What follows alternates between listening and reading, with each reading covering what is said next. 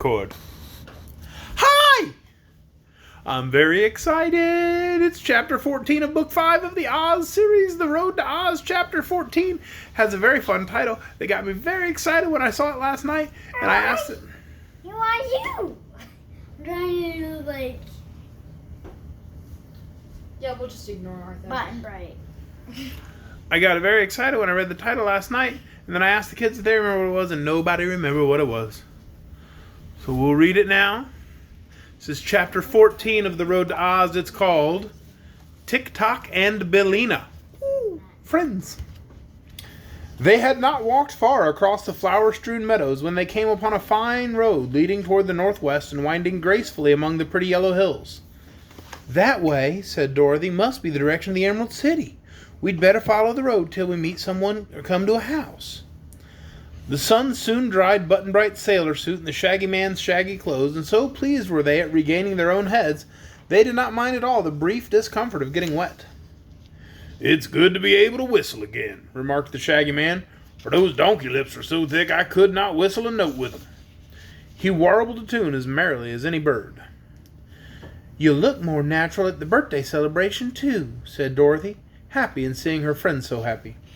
Polychrome was dancing ahead in her usual sprightly manner, whirling gaily along the smooth level road until she passed from sight around the curve of one of the mounds. Suddenly they heard her exclaim, "Oh!"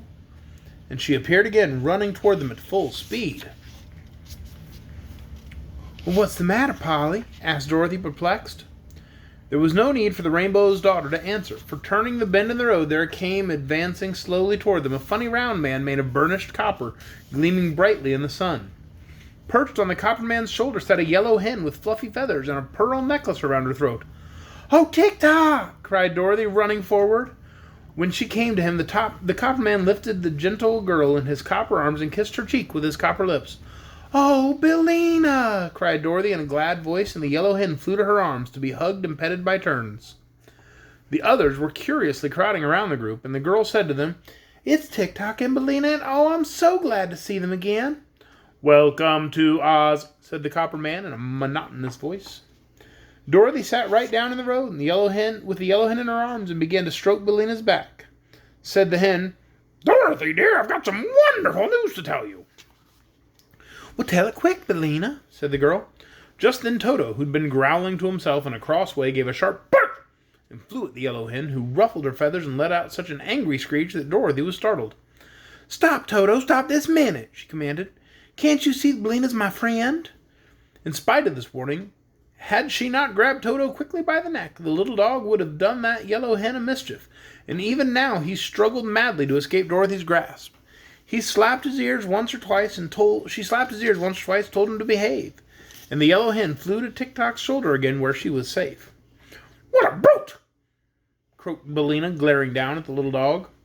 "Toto isn't a brute," replied Dorothy. "But at home, Uncle Henry has to whip him sometimes for chasing the chickens. Now look here, Toto," she added, holding up her finger and speaking sternly to him. "You got to understand that Billina is one of my dearest friends, and you mustn't be hurt, now or ever." Toto wagged his tail as if he understood. "Miserable thing can't talk," said Billina with a sneer.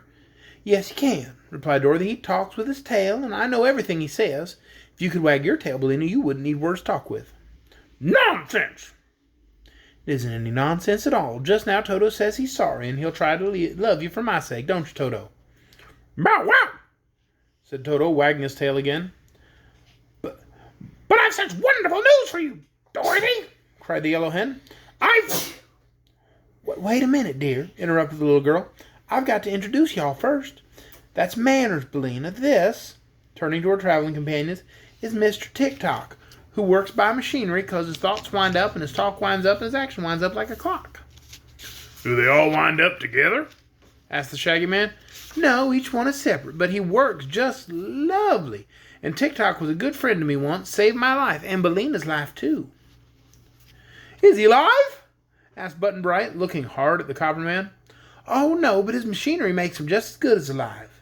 She turned to the copper man and said politely, "Mr. Tik-Tok, these are my new friends, the Shaggy Man and Polly the Rainbow's Daughter and Button-Bright and Toto. Only Toto isn't a new friend, except he's never been to Oz before, because he's been to Oz before." The copper man bowed low, removing his copper hat as he did so. I'm very pleased to meet Dorothy's Here he stopped short. Oh, I guess his speech needs winding, said the little girl, running behind the copper man to get the key off the hook at his back. She wound him up at a place under his right arm, and he went on to say, Pardon me for running down. I was about to say I am pleased to meet Dorothy's friends, who must be my friends. The words were somewhat jerky, but plain to understand.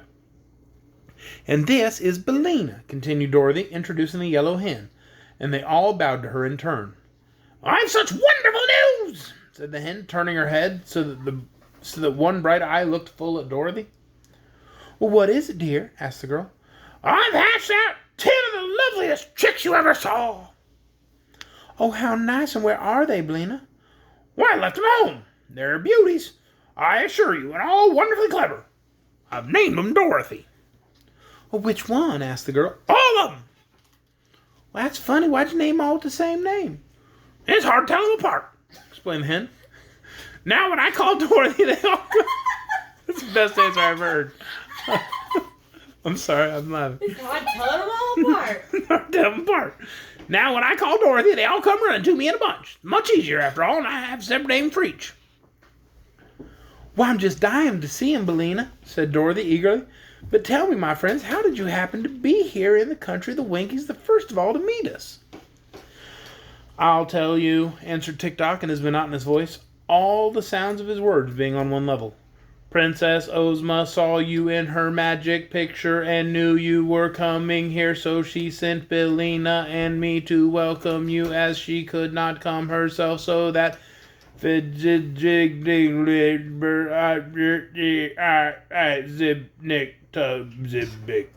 What?